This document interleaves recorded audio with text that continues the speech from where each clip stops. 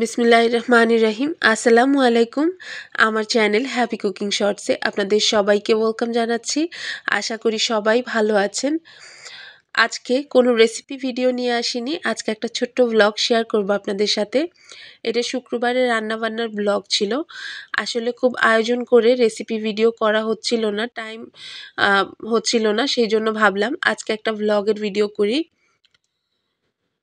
ব্লগের ভিডিও শুরু করার আগে বলে দিচ্ছি, আমার চ্যানেলের ভিডিওগুলি যদি আপনাদের ভালো লাগে তাহলে অবশ্যই চ্যানেলটিকে লাইক, শেয়ার এবং সাবস্ক্রাইব করে পাশে থাকবেন। চুলাটা পরিষ্কার করে নিয়েছি, এরপর আস্তে আস্তে আমি রান্নাটা শুরু করব। সবার আগে ভাত বসিয়ে দিয়েছি। এবার কি রান্না করছি দেখেন। এখানে আমি মুসুর ডাল ধুয়ে নিয়েছি, মুরগি ধুয়ে নিয়েছি, এখানে ছোট মাছ নিয়েছি, এগুলি আজকে রান্না হবে। মুরগিটা রান্না করব। এখানে আলু নিয়েছি, এটা নতুন আলু আমি কেটে ধুয়ে নিয়েছি। এখানে পেঁয়াজ নিয়েছি আর নিয়েছি কিছু গরম মশলা এবং বাটা মশলা তো অবশ্যই থাকছেই। সবার আগে আমি ডালটা চুলায় দিয়ে দিয়েছি,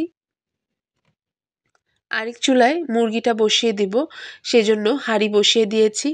এই পর্যায়ে মুরগিটার মধ্যে আমি মশলা মেখে নিচ্ছি। এই মুরগি আলুর পাতলা ঝোল সবার বাসায় কম বেশি রান্না করা হয়, এখানে রেসিপি শেয়ার করার মতো কিছুই নেই। আমি আমার নিজের মতো করে মশলাগুলি সব দিয়েছি। আদা রসুন জিরা বাটা দিয়েছি স্বাদ মতো লবণ,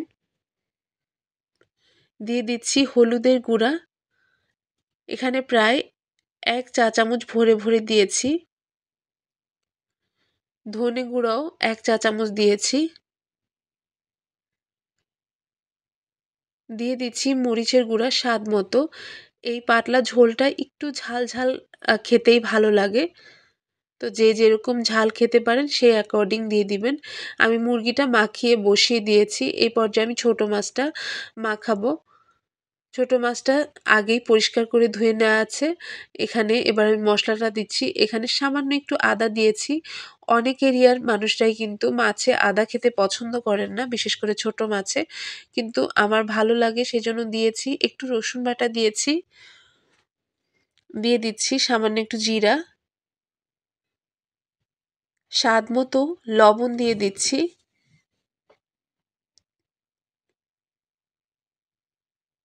দিয়ে দিচ্ছি হলুদের গুঁড়া 1 চা চামচ,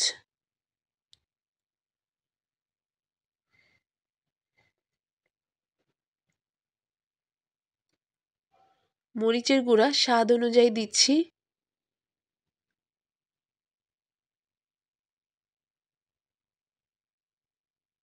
সামান্য একটু ধনে গুঁড়া দিয়েছি। ধনে গুঁড়াটা একেবারেই অপশনাল, কারো যদি পছন্দ না হয় না দেবেন। দিয়ে দিচ্ছি একটু সর্ষের তেল। আমার কাছে মনে হয় বাঙালিয়ানা রান্না ইনকমপ্লিট সর্ষের তেল ছাড়া। আমি সবসময় মাছ মাংস সব কিছুর মধ্যে সর্ষের তেল দেওয়ার চেষ্টা করি।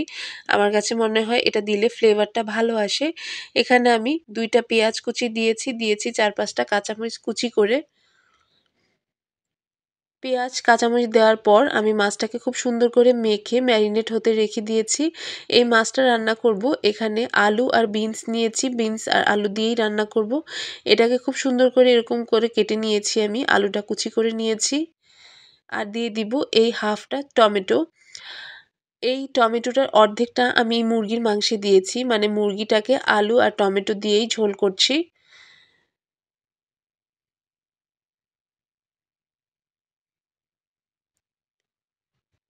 এরকম নেড়ে চেড়ে বারবার করে আমি মুরগিটাকে কষিয়ে নিচ্ছি। চুলার হিটটাকে কিন্তু একেবারে হাইতে রাখিনি, একটু লো করে রেখেছি। আরেক চুলায় আমার ডালটা সেদ্ধ হয়ে গেছে, ডালটাকে আমি সুন্দর করে এরকম ঘুটনি দিয়ে ঘুটে নিচ্ছি। পরিমাণ মতো পানি দিয়ে দিচ্ছি, যেহেতু আমি এটা পাতলা ডাল করব। তা আমার কাছে মনে হয়েছে কনসিস্টেন্সি একটু থিক, সেই জন্য পরিমাণ মতো পানি দিয়ে দিয়েছি। সাথে সাথে আমি মুরগিটাও দেখে নিচ্ছি যে এটা হয়েছে কিনা বা পুড়ে যাচ্ছে কিনা। মুরগির মাংসটা কষানো হয়ে গেছে, আমি একটু পানি দিচ্ছি, যেহেতু এটা দেশি মুরগি সেদ্ধ হতে টাইম লাগছিল। আলুটাও একটু শক্ত ছিল, সেজন্য আমি পরিমাণ মতো একটু পানি দিয়েছি। আর এই মুরগির মাংসটা একটু ঝোলা ঝোলা হবে, তো এটা আরেক চুলায় দিয়ে দিয়েছি। ডাল প্রায় হয়ে এসেছে, এই পর্যায়ে আমি জলপাই দিয়ে দিয়েছি, 2টা জলপাই 4 টুকরো করে কেটে দিয়েছি, একটু ধনেপাতা দিয়েছি। যেহেতু শীতকাল, জলপাই দিয়ে ডালটা কিন্তু খুবই মজা হয় এই শীতকালে। আপনারা কখনো করে খেয়ে দেখবেন, খুবই ভালো লাগে। এই পর্যায়ে আমি ডালের জন্য বাগার দেব, সেজন্য তেল বসিয়ে দিয়েছি চুলায়, দিয়েছি একটু আস্ত জিরা, দিয়ে দিচ্ছি অর্ধেকটা তেজপাতা এরকম মাঝখান দিয়ে ছিঁড়ে, 3টা লাল মরিচ দিয়েছি। আপনারা চাইলে এরকম টক ডালে কিন্তু 5 ফোড়ন দিয়েও বাগার দিতে পারেন, এটাও কিন্তু খুব ভালো লাগে। রসুন আর পেঁয়াজ কুচানো দিয়েছি একটু।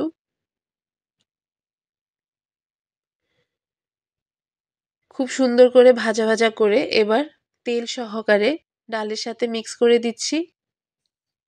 এই পর্যায়ে ছোট মাছটা বসিয়ে দিব। সবার আগে এরকম বিন আর আলুটাকে একটু ভেজে নিব, যেহেতু মাছটা খুব নরম এবং ছোট, কাজেই ওটাকে বেশিক্ষণ চুলায় রাখা যাবে না। তাই আগেই সবজিটাকে আমি একটু হলুদ আর একটু সামান্য লবণ দিয়ে 40% পর্যন্ত কুক করে নিচ্ছি।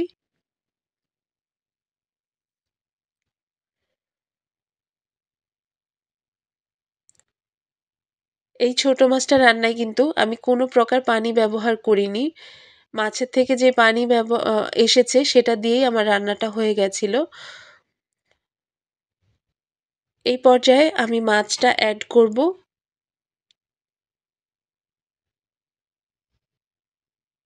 মাছটা অ্যাড করে সবজি সহকারে পুরো মিক্স করে দিচ্ছি নেড়েচেড়ে।